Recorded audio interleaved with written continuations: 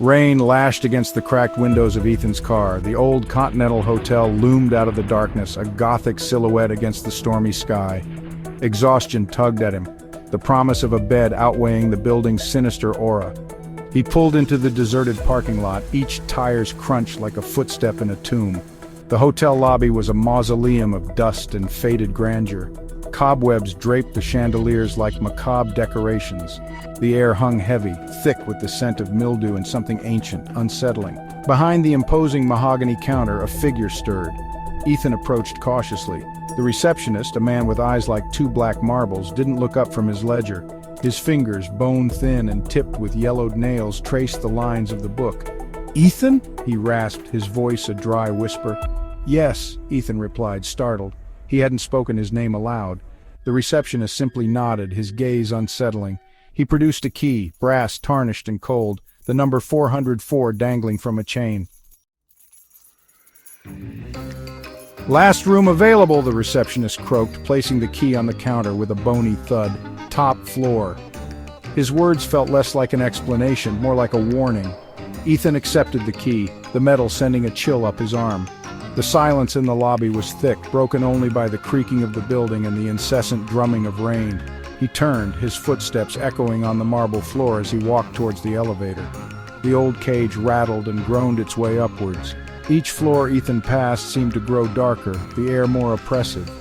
When the elevator finally shuddered to a halt, he stepped out into a hallway lit by a single flickering bulb. Shadows danced along the walls, their movements mimicking his own. He walked down the corridor, the carpet muffling his footsteps. Every door he passed was unmarked, their dark wood surfaces reflecting the dim light like polished obsidian. A wave of dizziness washed over him.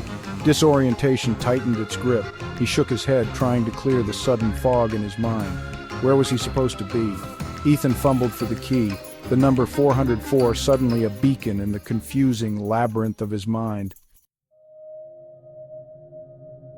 He spotted it then, at the very end of the hall. A door just like the others, yet different. He couldn't explain it, but he knew. This was it, room 404.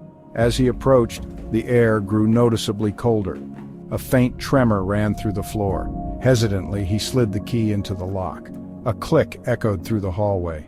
The door swung inwards, revealing a room bathed in ethereal light. The room was impossibly large. Mirrors covered every inch of the walls. In the center, a massive four-poster bed stood. Ethan stepped inside, a prickling sensation running up his spine, the air heavy with the scent of jasmine and something metallic. His reflection stared back at him from 1,000 angles. "Beautiful, isn't it?" a voice whispered from the shadows. Ethan spun around, his heart pounding. A woman emerged from the darkness, her movements fluid, almost predatory.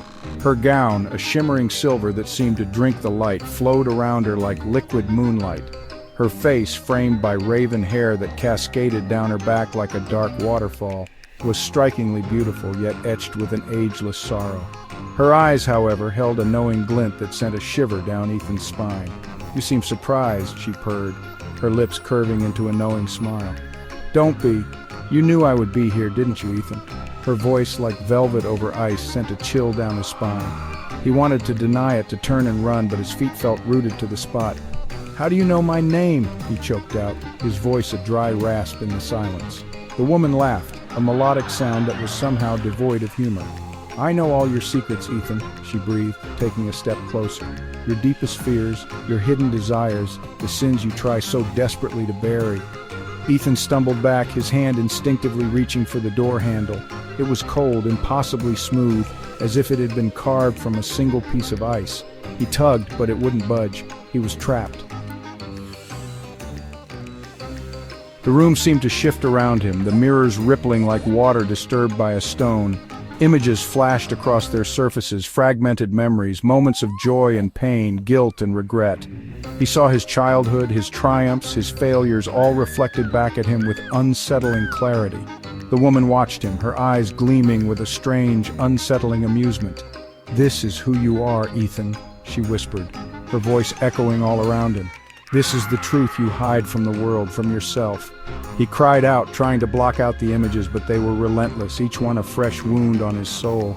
His past, his present, his fears all laid bare, reflected in the cold, unforgiving glass. Time lost all meaning. Minutes stretched into hours, hours into days, or maybe it was the other way around. He couldn't tell anymore. The room, the woman, his own reflection became his tormentors, each one chipping away at his sanity piece by piece. He was a prisoner in his own mind, his darkest fears made flesh, his deepest regrets given life. And through it all, the woman watched, her smile a constant reminder of his torment.